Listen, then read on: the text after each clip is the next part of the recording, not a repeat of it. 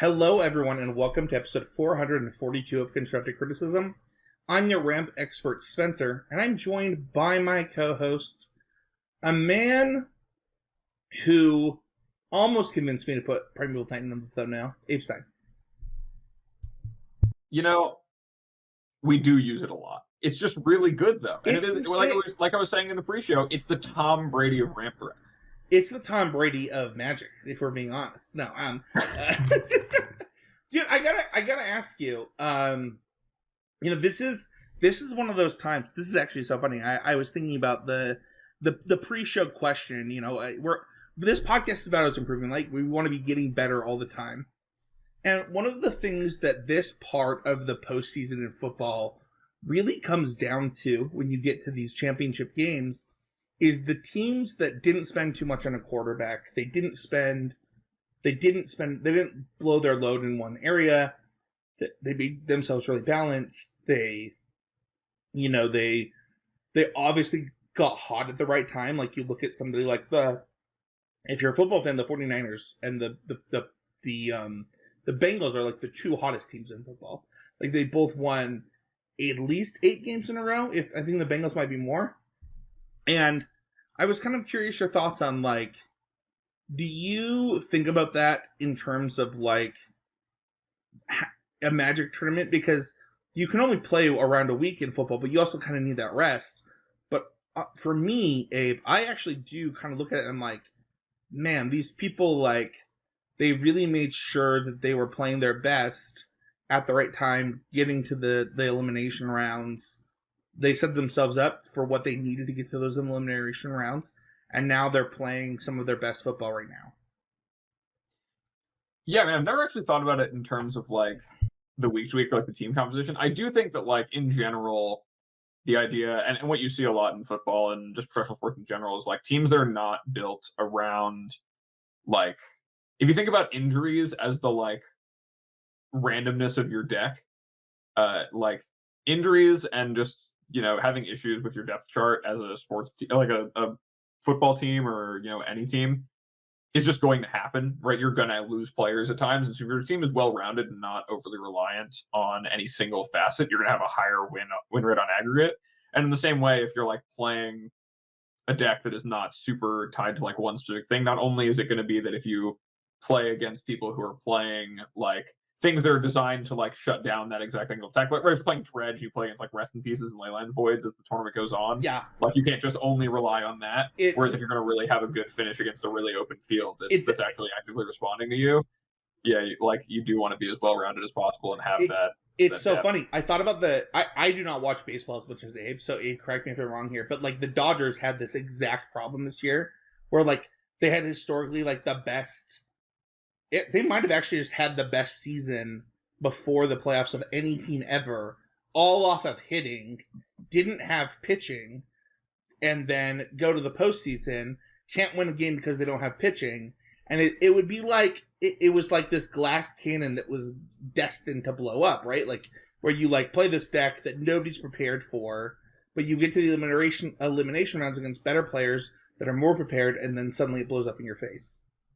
Yeah, and also, like, I mean, it's kind of like, that situation was a lot like Aetherworks Marvel or whatever. If you were the first person to really bring Aetherworks Marvel, at a certain point, it is just in baseball, like, your batting is way higher variance than pitching. Your pitching, like, you if you're having a good game pitching, it is so much more valuable than, like, any individual player having a good game batting. So all of that lining up offensively is a lot more, there's a lot more things that can go wrong because you need more moving parts to line up. Whereas if you're a good team defensively and have good pitching, like, even your good pitcher's bad days. So it's like having it was like they didn't get the energy they needed for Marvel, but got the Marvels, or they got the energy they needed, didn't get the Marvels. Yeah, or like they're there and they're spinning and they're just whiffing, right? Like they need to have it all lined up and then activate and hit, right? They need all of that to happen while their opponent, like, might just have, like, answers.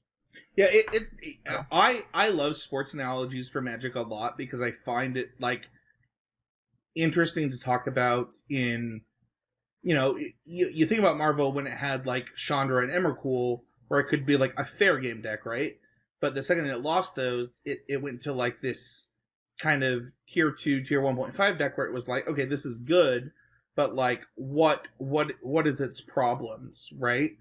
And not having pitching in baseball is having that same problem where it's like, yeah, I can hit you out of the park every time, but if I can't strike you out, it doesn't matter. Yeah, like if we're just both, like if we're both playing Marvel in this instance, right? Like if you're just hitting better than me, then I'm going to lose, and that's really just up to not me. There's so many moving parts and so much like randomness in that, and then right, if I'm playing like a Jund Marvel deck that doesn't have good interaction, you're playing a Temur Marvel deck that does, which isn't the thing that happened, but like theoretically, like someone who is able to play it plus permission and not, you're just gonna win more games in that set on aggregate because you're gonna have the same threat plus interaction. Yeah. And that was not having pitching is like not having interaction. This state championship above my head, right here, this playmat, that was won with Temur Marvel. The next format, where I actually sideboarded into Spell Queller. And sideboarded in Evolving Wilds to take it from Temur to 4-color. Fun fact. Sick deck. This is a sick deck. Gotta do what you gotta do. Let's talk about how I was improving. And I'm going to go first. And I'm going to go away from Magic.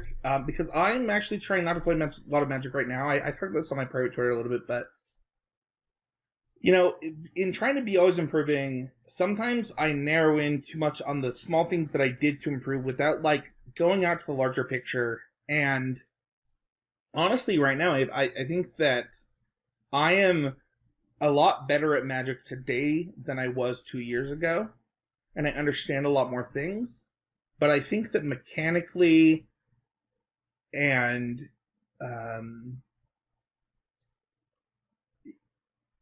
in practice, actually, is probably how I will say this. I am not okay, and I think I talked about this 2 weeks ago, where like I'm not okay in my mental right now, and I'm suffering quite a bit from depression, like in my real life, just being out of a job for this long and stuff like that. That it is affecting my rounds on Magic Online. It's affecting my rounds in RCQs. It's affecting my rounds on Arena. Where like I'm not happy, and I'm the type of person that like needs to find either some kind of zen, some zone, like something to attach to like really get into a groove. And so for me this week, I did 2 things. I decided to play a draft instead of constructed, even though I don't have any. My RSQ this weekend is limited, but it is Dominaria Remastered. But it was literally just to like get out of a cycle between some of the other things that I was doing, and then also focus on certain things to improve at. And I did it in both Smash and Magic this week because I wanted to go across all the things I was working on. Whereas like, here's the things I need to work on in Smash. Here are the things that I'm doing wrong. Saw immediate success in that. I was like, okay, let's apply that to Magic. Here are the things that I know that I've been struggling with, like lazy mulligans, like just like wing sideboarding and like not developing a sideboard plan for individualized things going into a matchup. You know, I haven't played a ton of Magic, but it is helping. Like it is that laser focus for just a minute rather than big picture focus is actually helping me not hate playing Magic. Which, to be honest, like for a little while, I've kind of hated playing Magic just because of how sad I've been. So, yeah, I think that, and this is something that comes up a lot in, I mean, not only in just like my approach to the game, but in how when I talk with players when I'm coaching about things, is like when you change the way that you're approaching Magic, or you ever find yourself unhappy playing Magic, and not satisfied with where you are, or like you're really looking towards your results, or anything to like kind of make it feel worth it. Which is not to say that that's what you were experiencing, but you know, that feeling of like not hating playing Magic and not really enjoying this thing that like, you know, ultimately you do want to and you usually do enjoy, is that when you change the way that you're approaching how you're thinking about things and what it is you're seeking to do, you change your goals and you change your process up a bit to kind of more align with what you need, or even just to see something new, which is one of the beauties of Magic, is that there is so much you can focus on and learn about in so many different areas that it really does make a world of difference in how you're approaching things and how it even feels to engage, even in just the short term. Like, it can be like those times where, like, I'll take breaks from playing Magic to play other games just because I feel like I'll get more satisfaction and more enjoyment out of it and avoid burning out on playing Magic by doing something else while still feeling like I'm maybe working on some skill or, identifying something else, or even just allowing myself not to burn out being the thing I'm doing for my own process. Yeah, But and that's exactly what I did, right? Like, I don't think I played Magic for like 4 days. I just was like, I don't even think I played Smash for some of those days too. I was just like, you know what, I just need to, like, I don't know, like, just disassociate in like a lot of ways. Um, and that's not the best coping skill, but it certainly worked.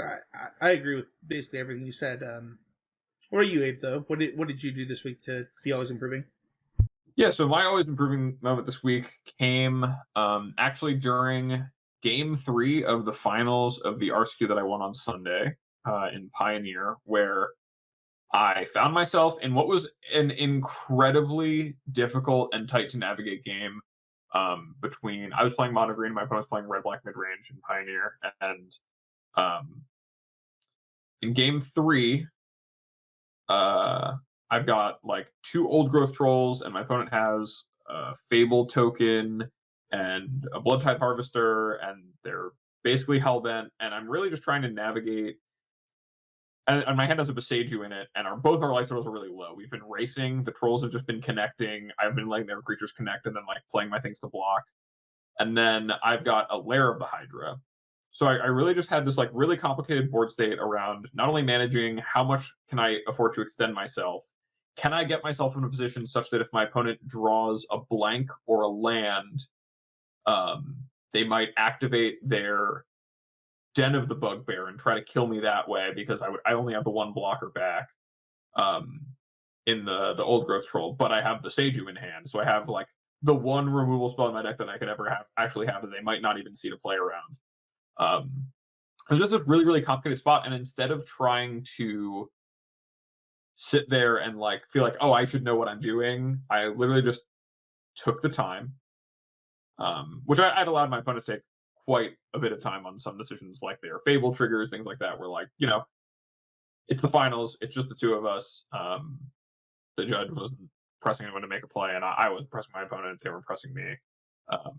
But to really just, because I had the time, slow down, think about everything, think about the numbers on like, think about the combat, think about, can I afford to animate my lair and basically put my whole turn to like killing one of their blockers? Is me adding a blocker changing things in the scenario? What is it I'm trying to accomplish with my turn? And really taking the time on that pivotal turn, and then on a lot of the combats following after I'd kind of committed to my course, led me to win this game that was absolutely extremely losable the whole way through. Like, it was so hair thin close. Like, the margins were so thin on like every attacker block. If I do just about anything differently, I would lose the game. And really just feeling good about giving myself the time to navigate that situation, not being overwhelmed, and really just, and not forcing myself to rush myself to make a play and to do what I think looks right, but to actually check all the math was really just something that I haven't done enough, and always want to try to get myself to do more, because it is the hardest thing to do in Magic, I think. Well, I want to applaud you. We talked last week about Pioneer quite a bit, and one of the decks that we talked about was this deck, and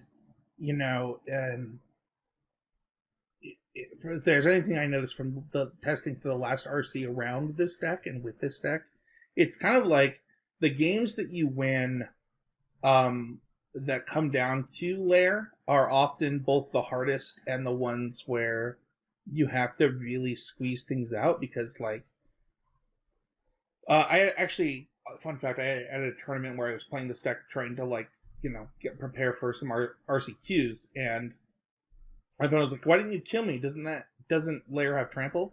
It's like, no. I wish. This deck This deck would be so different if Blair had trample. But no, I really appreciate you kind of sharing that, because I think that if you're going to be successful with his deck, especially while it has the targets on its back, those not just layer turns, but like the multiple turns where you're setting up for those type of kills, regardless of whether or not you even have a Beseiju, which, you know, might have even helped or complicated things for you, is really important. So. Yeah, I think that, yeah, the decision point I was stuck at for the longest was I have the ability to make my lair exactly big enough to attack for lethal, but then I can only leave up Buseiju and not activating my old growth troll land to make a 4/4. So I can't leave up both. But it was just like all of these things that are like, because of specifically like the devotion pips matter. Like really when you have to scrap out the games, you're not just like activating card and putting something that your opponent can't beat into play. Those games are incredibly difficult, and I'm just very glad, and you know, got rewarded with my RCQ invite, like my RC invite, for taking the time to do that. And you know, it's just such an important skill that every Magic player I know always says that they wish they could do. And so I did it this week, and it felt really good, and definitely felt like an improvement to even think that I needed to. That's awesome, man. Just really quickly, want to shout out all of our patrons. The Patreon Discord has been popping with previews and things like that. So head on over to patreon.com/CCMTG if you're a patron of $5 or more. You get access to, just for that one, you get access to live shows that we're doing right now. They're currently on Tuesdays at about 8:30 Eastern time. You get access to the Discord. You get access to the Patreon questions. The $5 area is like a really good value. So check that out. And then just really quickly, want to mention that we're looking for sponsors right now. I am drinking, speaking of potential sponsors, and if you're looking at the screen, I would love Liquid Death to reach out. This is Liquid Death. I drink the mountain water, Abe. Let me tell you something, man. Like, I drink Fiji water. I drink there's a new Hawaiian water that's going around. None of them come close to Liquid Death. And Liquid Death comes in a can, which means that it is reusable, recyclable, like really easy. So if you, Liquid Death, are listening, give a shout out. But if you want an ad read that good, where we just promote your product really easily, seamlessly into the show, also give us a call. Let us know. ccmtg.info@gmail.com. Yeah, you don't get to episode 442 without knowing how to do that. So. You can also check out the Heezy Game Media Discord. It's free. If you just wanted to talk to other people about Magic, talk about other nerd stuff. And then if you want to support the show directly, we don't have a sponsor right now. Head over to the swag store. Get a t-shirt. Get this is in a CCMTG cup. I'm sorry. I haven't bought mine yet. But I don't know if Abe's got his desk mat yet, but there's lots of stuff, life pads, stuff like that. Head on over to it. It's in the show notes, and it really does help with the show. So let's get into our main topic. We are doing one of our macro archetype breakdowns, one of our favorite types of episodes.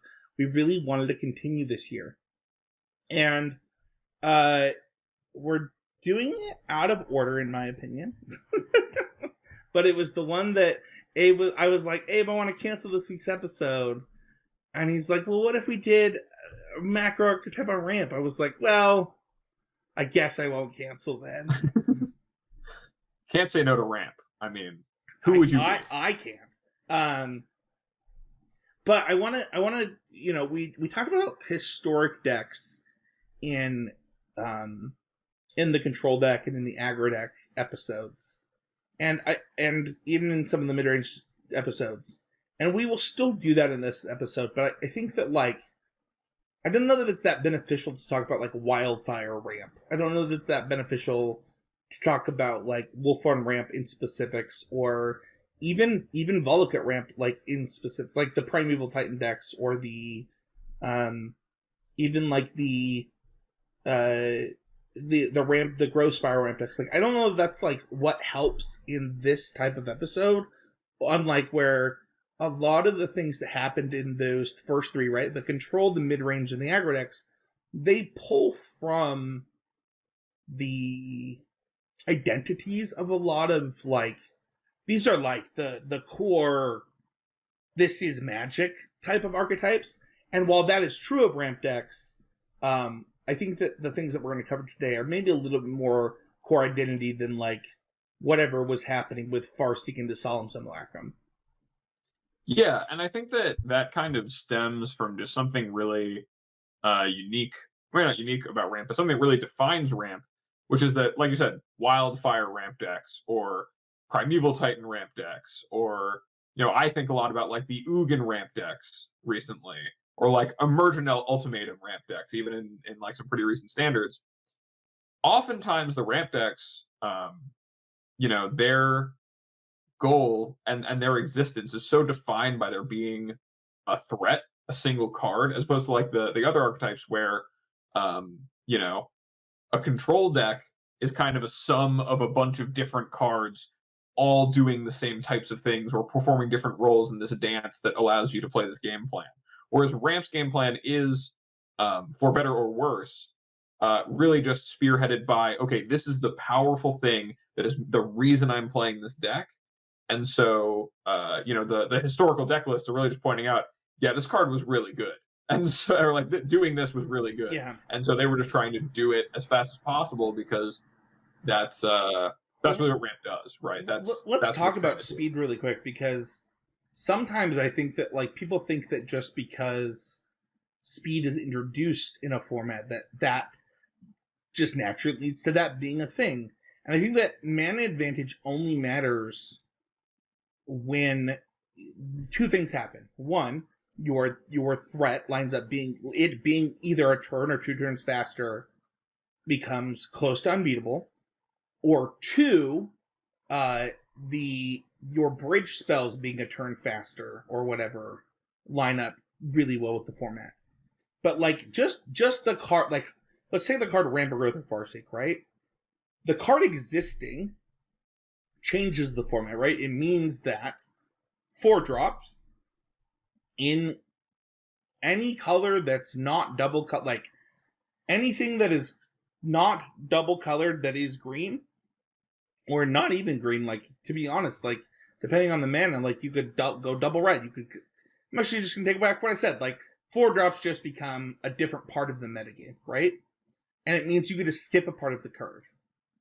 That also can be true, depending on the 1 mana. Like if Wild Growth was in the format, Abe, like I don't think either of us ever played Standard with that, but there was a time where like Wild Growth was it. Like, you just played Wild Growth in your deck because like that's pretty messed up. Yeah, like what do you?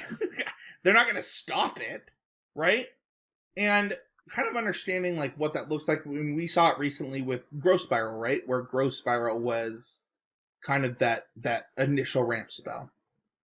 I think that understanding mana advantage comes down to 2 things, and we'll talk about both of them kind of in ad nauseum here. But are my threats worth ramping into, and in combination with my bridge spells, and do they make my bridge spells better? Becomes a question. Yeah, I mean, if you think about it really literally, what you're doing when you put ramp spells in your deck, especially ones that are just like Rampant Growth, which are you spend 1 card to get a land or play tapped, that is basically equivalent of a control deck having a cantrip, right? You're going to spend a card to get another card. And maybe there's a bit of selection. In this case, it's I'm going to spend a card and this mana to, rather than get another chance at a spell out of my deck or a specific type of thing, see more options, I'm going to make another land drop.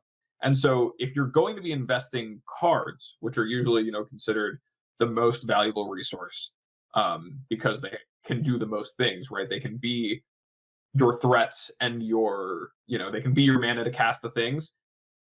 The things that you wind up casting need to be able to recoup the advantage that you are losing in the early game by casting your ramp spells, right? You're going down effective cards that impact the board in a meaningful way, right? Impact the battlefield as far as dealing damage to the opponent, or setting up more sustainable card advantage engines to fight longer fights, to make sure that you can cast whatever it is you want to cast faster so you can do it sooner. And, Well, and that really... And I think that you've hit on a point later in the show notes that I think that maybe this is the right time to talk about it, where the type of ramp spells you have available to you will dictate the types of roles that you get to play in a given match with ramp, right? But I want to be clear that there are only 3 roles the ramp deck gets to play, and one of them is not aggro. So we haven't covered combo yet, but in my opinion, ramp decks get to cover one of 3 roles. They get, well, I guess unless you're in the Who's the Beatdown theory, in which case you technically get to cover both. But you're either a combo deck, a control deck, or a mid-range deck in basically every format. And the type of ramp cards and the type of payoffs and bridge spells dictate what that looks like. Like, for example, if you're going to play the combo role, you often have no bridge spells. If you do, they're like removal spells, right? They're like lightning bolt or like electrolyze to like deal 2 rock. Like, well, you actually, if you're the combo role, that's when you get the most ways, I think, to really do that, right? Like Scape Shift, right? Teamer Scape Shift, right? That's a combo ramp deck where you are using cards to get ahead. I would argue that there's like a combo control deck for what it's worth, but it does it through ramp. But I understand what you're saying. Yeah, or you would even say like the ones that are more pure ramp, like the red-green Scape Shift decks. Yeah. Those ones, they played their only spells that were not ramping were Lightning Bolt, because Lightning Bolt is just that efficient. Right. Yeah, and that's the point, right? Is like, okay, this is not a ramp spell, but it does the same thing essentially when targeting a creature or when dealing an extra 3 off of my combo. So it serves the same game plan that my deck is trying to do. So, the type of cards that you got to play in your ramp deck, whether it's, a Farseek, a Lightning Bolt, or, we'll go to the Teamer example, right? Or a Remand. Like, what do those cards all have in common, Abe? Well, all of those cards are all on the axis of fighting over time. Right. So you're trying to make it so, we'll say Primeval Titan in this example. You're trying to say, if this Primeval Titan comes down before you have a board presence, you're going to lose. Like, the resources that will then be available to both my ad nauseum of lands will it doesn't matter if you have 7 cards in hand after this comes down, because every card that I play for the rest of the game deals 3 due to a Volakut, or is a literal Lightning Bolt because it's Lightning Bolt. Right, and I mean, when I think about, not to like, obviously Primeval Titan is, like we said, the Tom Brady. It's just that good. But when I think about ramp decks and kind of the ways they've been constructed and what really matters in them, what I always think about is that Wolf Run ramp deck from the Scars of Mirrodin standard format, where this is like Boomer Magic or whatever, me and Spencer having our moment looking back at the glory days, but the deck really is a perfect showcase of the way that a good ramp deck, a really good ramp deck gets to play, because not only did it play, because Primeval Titan's just that good, it got to play Galvanic Blast and Whip Flare and Slagstorm, all of these cheap ways to interact with the board to make it so that they could have time to cast their ramp spells, which would get their additional lands in play and get their additional mana sources, so that they could then cast Primeval Titan. Yeah, and it also was one of those decks that was really good at evolving, because it was, I mean, the second you realize that like that deck beat the blue-white deck, which was the Sun Titan Solar Flare deck. Once you realize like, oh, Solar Flare is actually really bad against guys like Wolf Run. Like, that actually doesn't work. It became like, okay, well, what is the control deck of this format?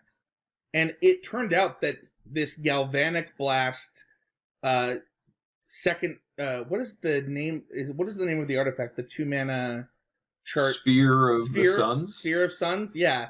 Like, artifact deck with Solemn Simulacrum and Huntmaster of the Fells was weirdly the best control deck. Like, it served the control role. but it also served like this mid-range role, and this is when the ramp decks are the best. And I think that the Wolf Run deck is a really good example of this.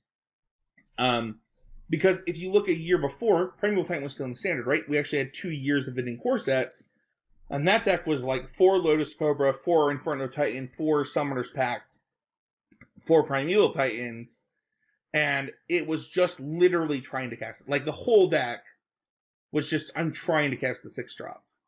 And if it wasn't that version, you have the mono green deck that was, I'm trying to get you to counter one of these to Summoner's Pack into an Eldrazi, right?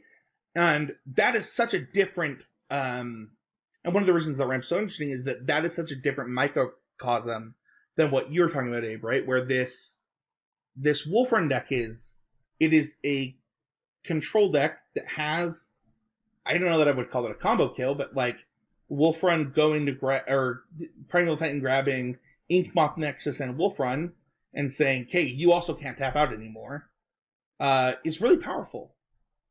Yeah, and I think that's the thing about Primal Titan that made it so good is right. Like there's the Valakut deck that Primal Titan went and got mountains or Valakuts, whatever you needed to make it so that you could kill with that late game engine. And then when that rotated out and we got in that format Kessig Wolf Run and we had Inkmoth Nexus together, and then we also had like Glimmer Voids. There was just a bunch of lands Can I tell you something I've never said on this podcast?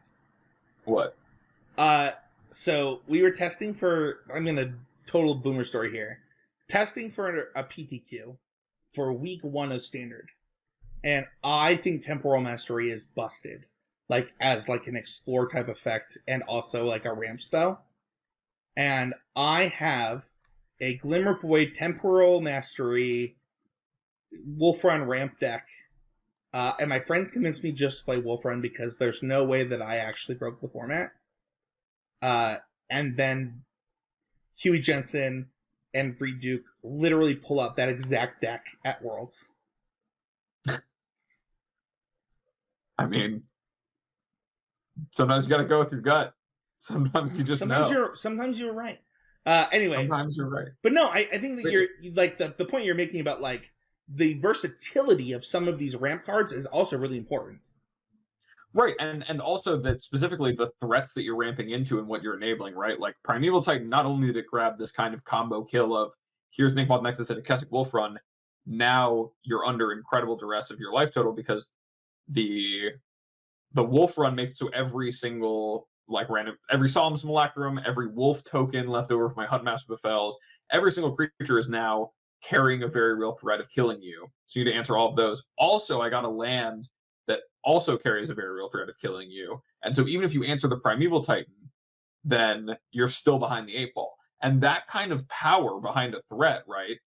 That is what makes it worth investing those cards to cast a spell ahead of curve, right? In order to spend cards out of your hand to do that sooner, because you're going to give your opponent less opportunity to really interact with it, and you're going to start snowing well in the game where your opponent can't keep up. And that's really what makes ramp.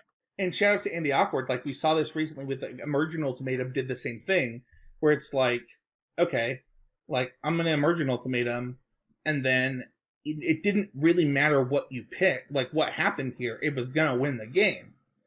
And even if I didn't Emergent Ultimatum, the way that my deck was constructed meant that because I had that type of mana and the mana advantage, like I got to be this, once again, like I got to play the control role in a lot of those games. And that's where I think that the types of cards, the type of ramp cards is really important, and understanding bridge spells is really important. I want to go into types of ramp cards really quick because we kind of covered on Farseek a little bit, right? We talked a little bit about things like Slagstorm. We talked a little bit about things like Solemn Simulacrum or Huntmaster of the Fells. And these are different type of cards. And what we haven't touched on is like Birds of Paradise type cards, where I think that a lot of people, when they think of ramp today, might think of like mono green in Pioneer. And it is true that like green Nykthos decks, they are ramp decks, but they are much more on the combo side of the ramp than the control side, which are all the decks that we've talked about. Abe, do you want to talk about that really quick? Yeah, and I think that Nykthos is a pretty good example. Sometimes there's linear ramp decks and there's non-linear ramp decks. And Nykthos ramp right is obviously a very non-linear ramp deck. It's not like I'm just playing one card at a time and getting ahead 1 mana per card, and that is allowing me to power something out X amount of turns ahead because I've played this many cards to invest, right? It's more so that the Nykthos ramp deck is trying to generate more mana per card than just one. And you can see that in real Boomer Magic with cards like Thran Dynamo or whatever, where like you spend the whole turn with Wilderness or what is the Wilderness Reclamation? Yeah, that's a good example too, where you play Wilderness Reclamation, and because Expansion Explosion, Shark Typhoon, these things are such powerful threats that you can spend a bunch of mana on in the end step with that mana once you have access to it.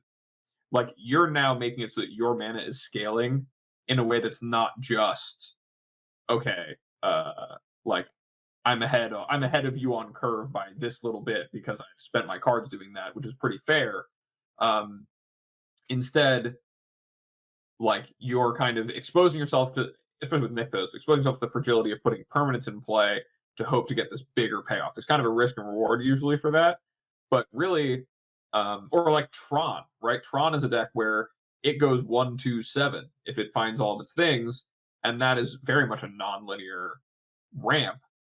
But it is still, a deck that's trying to cast these big ramp threats, and so it's under the same thing. If you're actually looking at like what things like Ancient Stirrings and Sylvan Scrying do in that deck, it is actually their ramp spells. I've gotten into this argument a lot, by the way. You're the first person to agree with me that Tron is a ramp deck. Everybody's like, no, Tron is just a control deck. I'm like, that's just true of half the ramp decks. But it's fine. Yeah, and I think that something core to, like you mentioned when we were talking about different types of ramp spells, something about ramp spells is that not every this is the secret to ramp decks. I'm really gonna blow it wide open for you. Every spell in your ramp deck should probably ramp in some way or be a threat, but sometimes ramping is getting to take another turn and play another land. And that's really where, like, if you look at the Sultai Ultimatum deck, right? You didn't have necessarily, a spell for 4 mana that got you 2 lands. That really it was the Cultivate deck, right? Like, it was like, I either draw Cultivate or I draw a removal spell. Right, or you have what the card I'm specifically going to refer to, which is Binding of the Old Gods. Or Binding of the Old Gods, it killed the thing in front of you, likely putting your opponent back a turn, or Quandrix Cultivator, which probably blocked something or invalidated some card and put you a land ahead. And then, in the case of Binding, you killed something, and then you got a land the next turn, but also, because you killed that thing, you probably got to make another land drop and put yourself that much closer to casting the spells you actually need to cast. And so if your ramp deck, right, in some ways, a control deck is, like, when it casts Wrath of God and is getting that time, it's doing it so it can do something else, right? It's not trying to do that so that it can leverage a mana advantage generated by its other cards. It's trying to naturally prolong the game such that it can assemble that mana advantage through all of its land drops and drawing extra cards, right? That's its ramp engine. If you're that's also why that's why cheap threats are so much better in control decks, right? It's like, if I can Wrath you and then also play a Narset or whatever the mother fetching thing that I want to do, it does the thing that ramp is doing, but it's doing it in reverse order, right? The mana advantage comes from the Wrath spell, and then the threat becomes cheaper than the threat that you were playing in the ramp deck, but it's doing the same thing. Exactly. It's trying to generate that same position of this card is going to act as the card that wins the game and is that much more powerful, and I'm going to generate time and space for it to do that. The ramp deck is doing it instead of this kind of way of, okay, I'm going to spend a bunch of time and resources getting to a point where I can set up to end the game. It's saying that I'm going to, from the start, develop my resources into playing out what it is that's going to end the game, and all I really need is time to get to cast the spell because it's going to invalidate your thing. It's like, if I'm going to cast an Ugin in a game of Standard and -4 it, like, you're not going to come back from that if you're playing some mid-range deck, which is exactly what we saw in the format the last time that Ugin was in Standard, was that one of the best things you could do that everyone really was trying to do was just cast Ugin, because it would trump everything else going on. And so really, when you're a deck that has that kind of trump control decks try to generate a context in which their cards are trumps. But ramp is really saying the card is a trump, and I'm going to just do everything I can to cast it. And I think that that's really that's how they're similar, but also where that distinction lies. Yeah, I like that a lot, and I think it goes into where we're kind of. I love that we're bouncing around in the way that the show notes look, by the way, because I think that it all interweaves really importantly for ramp. But I think that that's why sequencing is so important in ramp, and also why bridge spells are so important. Understanding your sequencing and your bridge spells. Like, one of the biggest regrets of my entire Magic career is Casey and I are testing for Grand Prix Denver. And we are pretty set on playing Temur Elementals. One, just a fun deck, lots of triggers, like just a fun deck to play. Really good, has lots of good matchups. But we both end up losing to this Bant Scapeshift deck. And we're like, oh my, but it's like 2 days before the tournament. And we're like, well, that's the best thing in Standard. And I was like, is somebody going to know that? Is somebody going to figure that out? He's like, nah, man, that's fine. Like, it's just, I'm sure it'll be in a couple weeks. I ended up losing to Caroline Pardee, playing that deck in like round 4. We were both undefeated. And LSV won the tournament with that deck. But like, you know, this is another example of like understanding ramp and bridge spells. So like a really good example of this is actually, and the reason I wanted to bring this deck up was a Boreal Grazer, where this card gets to both be a ramp spell in your opener and a bridge spell later, because it gains you 5 life or whatever it gains you.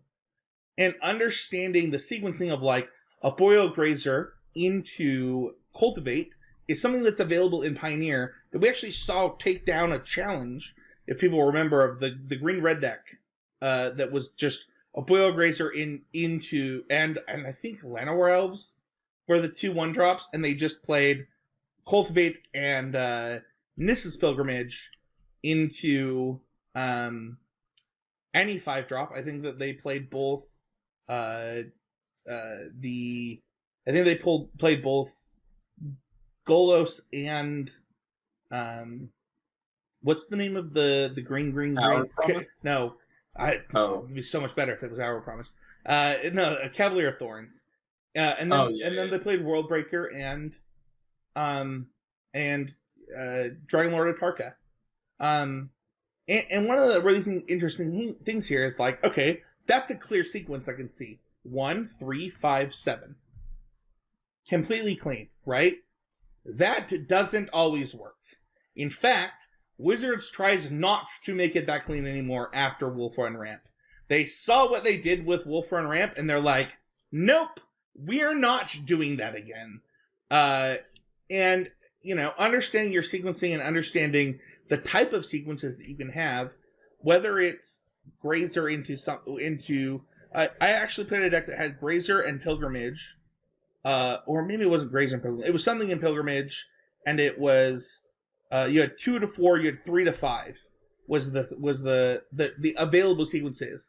And understanding your sequences lets you understand, okay, if these are my sequences, what do I need to sprinkle in between for my bridge spells to make it so my deck works? Yeah, and I think that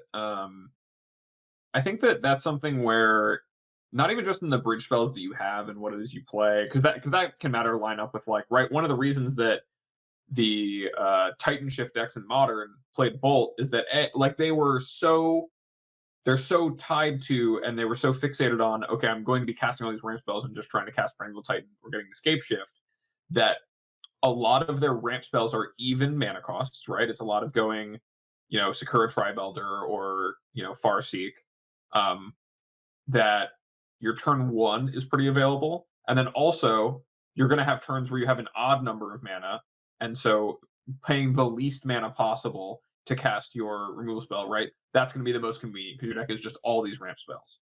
Now, if you're talking about a deck like...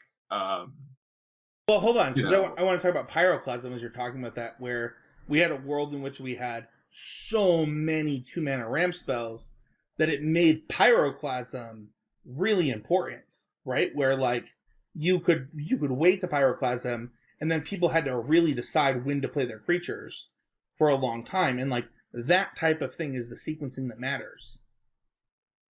Right, and also just knowing when it is you're gonna like what is the value? And generally, when I'm looking at a ramp build in my hand, if I'm playing a ramp deck, I have to ask myself, what is the value of the mana on the next turn if I get to do this, right? Because is it better than doing something else? Something that came up during the RCQ that I played on Sunday was that in my top 4 match against Black Red, I had an opener where I was on the draw and I had Oath of Nissa and Llanowar Elves. And this is the most basic the decision can be, right? It's, am I casting a bridge spell, right? A spell that's just going to kind of develop me a little bit more, get me a little further ahead in my game plan, be a little more consistent. What or a am I going to cast Old Growth Troll gets to be, man. Like, what in the...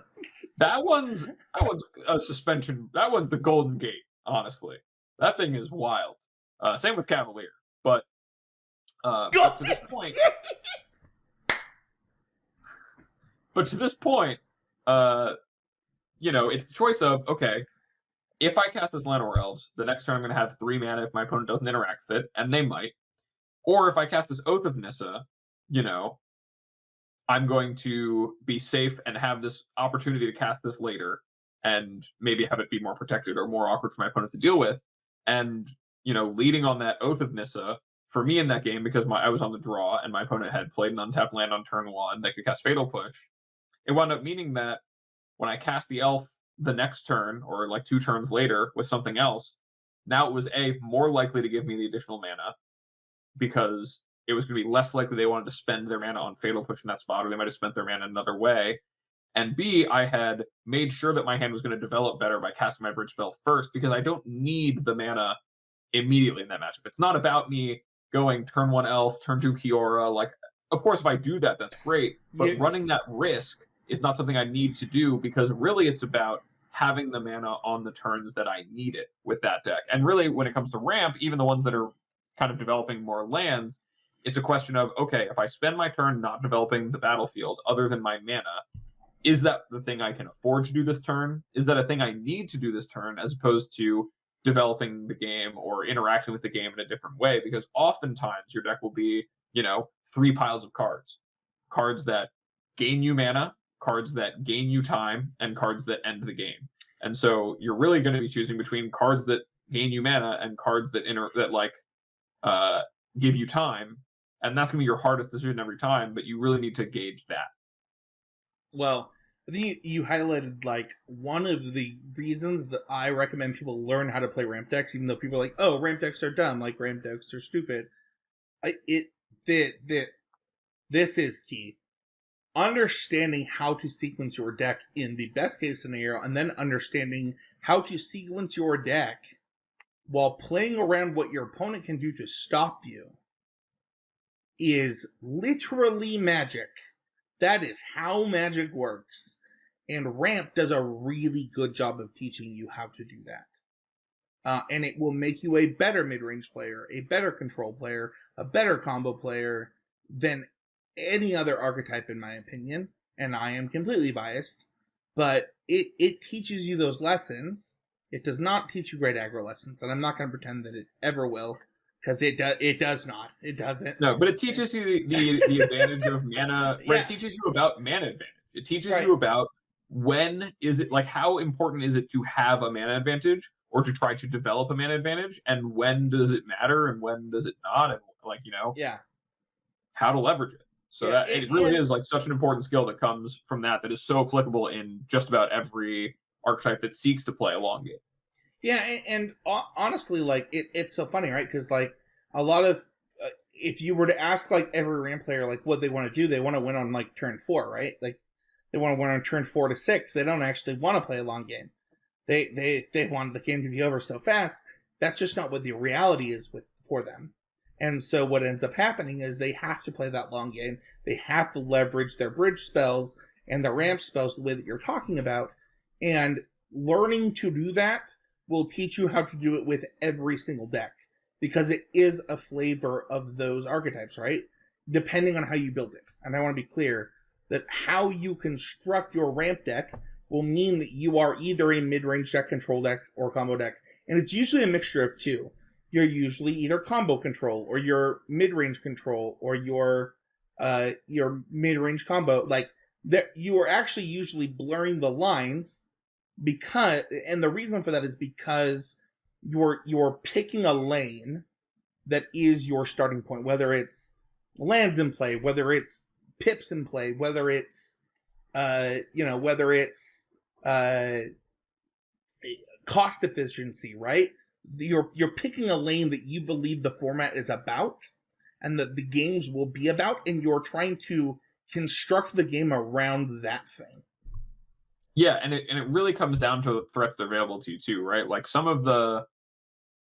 like when Thragtusk was in the format, when it was in standard, like that made it so that every deck was just kind of a mid-range soupy deck, and you couldn't ramp to a card that was going to go for Thragtusk. What you could do is you could generate enough of a mana advantage that you could Thragtusk more and harder, right? You could do it faster.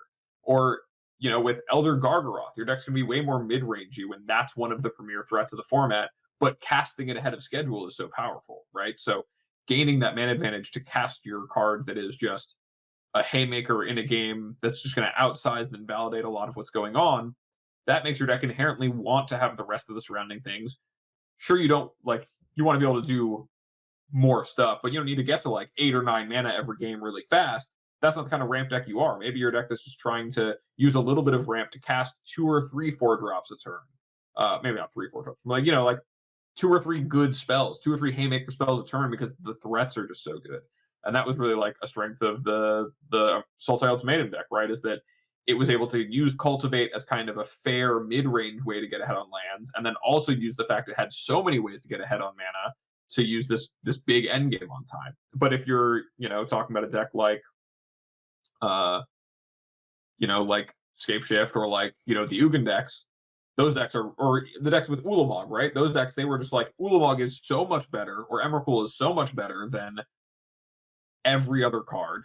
And if I cast it, the game's over. So I'm going to do that. My entire deck is going to be fixated on doing that. And if I do that thing, I win. And it really, like, that makes your deck a lot more willing to be more controlling or drag the game out in that way rather than playing more spells that kind of bridge, because it's just it's a function of the power of your best thing is really what defines the kind of ramp deck you're going to build for a format. I love it. I think that we covered this really well. And according to somebody told me, Spencer, I love it when you toot your own horn. The playmat, if you're watching on YouTube, the playmat of my head was a Farseek Thragtusk deck, state champion. This was my first Pro Tour, Mono Green Devotion. This was another state champion deck, Teamer Aetherworks Marble. So I like this archetype, man. I don't know what to say. This is the way I like to play Magic. As much as you're not only ramp guy, because Magic players are not defined by any single archetype, you are definitely a ramp guy. You do love to. I do. It is just a good time, man. It's a good time. I mean, Lotus Cobra is my favorite Magic card. It's the most fun in Magic. I mean, you get to put good cards in your deck, and then you get to cast them faster. What's not to like? Exactly. And Lotus Cobra attacks. I had a PDQ top 8 where I played Boomer Jund, back when Boomer Jund was the best deck, and I cut Dark Confidant. 0 Dark Confidants, 4 Lotus Cobras, Thundermaw Hellkite. Now you're speaking that card. That card speaks my language. People are like, you know what we're going to do? We're going to put Lingering Souls in our deck to win the Junmir. I was like, you know what? I'm going to cut Dark Confidant and play Thundermaw Hellkite. You know who I didn't lose to? A Jundmir at that PTQ. People were like, what just happened to me? That card is built to beat Lingering Souls almost exclusively. So thank you everybody so much for listening. Leave a comment. Let us know, like, what is your favorite ramp archetype of all time? What is it that we might have missed? I think that one of the cool things that happens in the Discord is people are like, hey, like, you guys talked about this, but what about this specific piece? Today we talked about sequencing. We talked about, payoffs. We talked about the types of cards that can help you ramp. We talked about bridge spells. Was there something we didn't explain? Leave a comment on the YouTube channel, in the Discord. Let us know. Adrian asks, Patreon question. You can become a patron at $5 or more to get access to this. What is the most important thing to grasp or understand for improvement at Magic if you don't have any peers around you and essentially a one-person team? I gave Adrian some crap in our Discord. I don't know that's crap. It was actually like a loving moment. I was like, Adrian, stop it. There are multiple people in this Discord that will play with you. And multiple people told him he will play with them. And I'm going to be honest, Adrian. I don't believe in a one-person playtesting team. I don't think that's how it is. I think it is unsustainable, is the advice that I would give you. And it is okay if you are the shy one. It is okay if you are the introvert. I think that finding a community, even if it's just one person, if you can find one extrovert to like be your buddy, you will find the community you're looking for. And let me tell you, extroverts want that introverted buddy. You'll find it. But I do think that like the advice that I would give you is find one person. One person. The problem is that growth in Magic with people is exponential up to a certain point. And if you don't have that, if you don't have that person challenging you, the isolation and that soloness is going to hurt you. And you know, even if the person is a coach, like go hire a coach. That is enough of not being solo that it's better than what you're asking. And I know that this is not like a direct answer to this question. I've coached Adrian before, by the way, and just like if anyone's listening and wants a person that's willing to listen, willing to learn, willing to always ask questions, Adrian's a great person for that. So I don't want you, Adrian, to feel like you are that person, because you're not. And I know people that have worked with you and they've enjoyed that part of your presence. So that's my answer. What about you, Ed? Yeah, I think my answer is pretty similar in that I think that the most important thing to grasp and understand if you're trying to improve Magic and you feel like you don't have anyone around you and you are essentially just going solo in a one-person team is that you are not actually likely going solo, and there are so many more people available to you than you think that there are, even if it's your Magic Online opponents, even if it's your, the people at your LGS who you don't see as your necessarily like direct peers as far as play skill or goals or anything. Like, there are so many people around you that you can connect to. There are people on Twitter who talk about Magic all of the time. There are content creators. There are Twitch chats. There are places for you to, exchange ideas and find people, or even, Discords like our own, where you can have people to work with.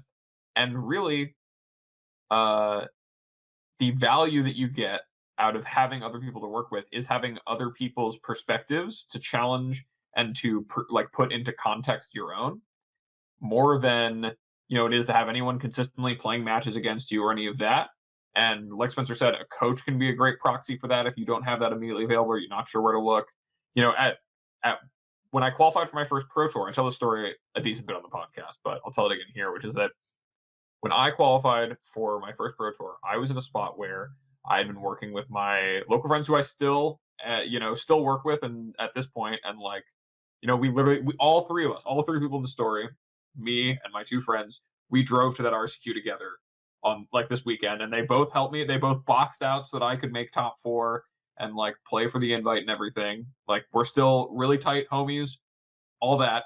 But they frustrated me to no end, and I felt like I couldn't work with them for this RPTQ that I qualified from. And I was like, I'm just gonna have to go it solo. And I was like, well, what am I gonna do when I'm going it solo? And I looked around, I was like, I do have someone I can reach out to who might be able to give me a hand.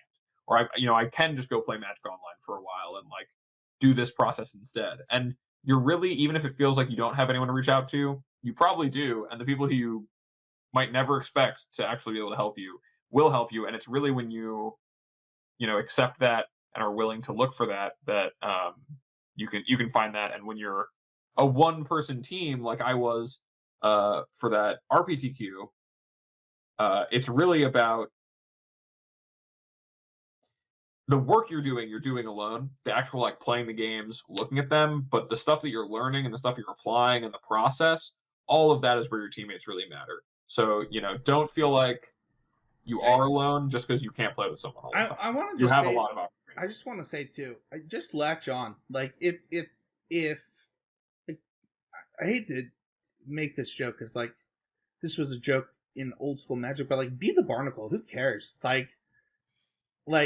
Honestly, who cares if you're the Barnacle? At some point, like, what does the Barnacle do other than like feed off of what the whale, right? Like, this was like a joke in like old Magic, but like, there's something that you really respect, like really respecting your local scene, and you just say like, hey, I just want to go to every event with you that you're going to.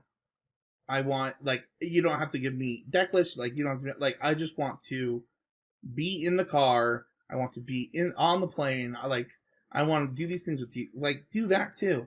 But additionally, accept that too. If somebody says that, hey, I respect you as a player and I'm not there yet, do the same thing for them. My host of Need to Nerd was having like a real problem with his self-confidence in Magic. He was part of the Trophy Mages when me and Mason and him did that. I had invited him onto multiple Magic teams when I wanted a Magic team. He's like, I never felt like I deserved it until I qualified for an RC. I was like, I don't know why you felt that way. I saw what you could do. I saw your willingness to get better. And I think that so often people get hung up in like stupid results that don't matter when the important things are the things that we talk about on this podcast, where it's like, I want to try. I want to ask questions. I want to be always improving. And if you have something that's like that, even if it's their first F&M ever, talk to them. That can be the person. I just wanted to say that. Yeah. There's way more connections that you're probably not. If you feel like this, if this is you, and it doesn't have to be you right now, Adrian. I know that these questions can kind of sit for a bit, and we've had that conversation in the Discord. But if you're listening to this and this is you, and you feel like it's just you out there, probably not. Probably check. Think of the person. You're like, oh no, it's not them. Be like, is it them? Could be. You can also ask questions on the YouTube channel or leave a comment. We like to answer those. One of the things that we're trying to avoid is just plugging ourselves in these comments. So don't stop that. We actually have a Discord. I want to be clear too. We do have a Discord channel for myself, Abe, and Mason, where we post those. We're like, hey, these people really like us. They like what we're doing. But what we really want is conversation to start happening in the YouTube channel. So leave a comment. When I say, what is your favorite ramp strategy of all time, leave a YouTube comment. I mean it. Like, I actually want to discuss that with you. I will be in the YouTube replying to you, things like that. So you can find the rest of the CCM Community Network. I do Mythicast every month with Michaela. And then we have the wonderful Sam Black doing one of the best podcasts in Magic every freaking week in drafting archetypes. Just wrapped up. He's going to start a new format here in a bit. And then there's this one. And, sad thing that got announced this week, we're going to end, for the time being, the Common Knowledge podcast. It's been hard for our hosts as they've, gone through life changes, but I just want to say, I love you, Christian. I love you, Adam. I love the hosts before them, Sean and Brandon and Brad. Like, we've had such amazing hosts for that show. I think that they were one of the premier Magic podcasts for a long time, and we really appreciate them. You can like, subscribe, review, leave a comment. All of that stuff really helps with the show. Abe, where can people find you?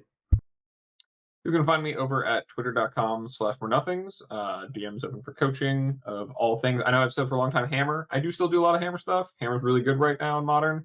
But also, I was telling Spencer before the show, some people hit me up about a little mono white in Pioneer. I play a lot of mono green, in Pioneer. I play a lot of Magic, guys. And if you're looking for a coach, I would love to help you with, not just play stuff, but also your process, things like that. And I've been having a lot of really positive feedback about it. So, still some openings. Send me a DM, twitter.com/morenothings. How about you, Spencer?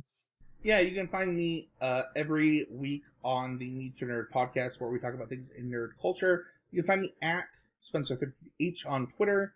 You can find me every month on Mythic Cast with Mythic Michaela, where we talk about being ready for battle in Magic the Gathering on Arena specifically, but also for your RCQs.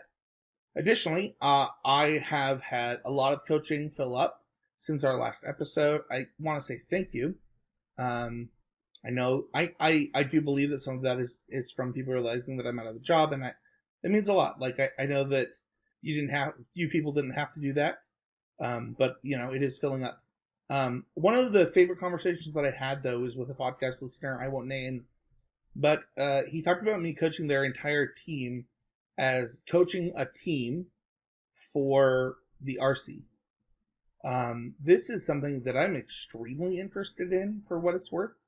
That I believe that I've done time over time for teams in a role, so to speak, historically, for those silver Utah players and bronze Utah players. And I would love to help people in that way. As we were having the discussion, I thought even more about it. I've thought more about it since.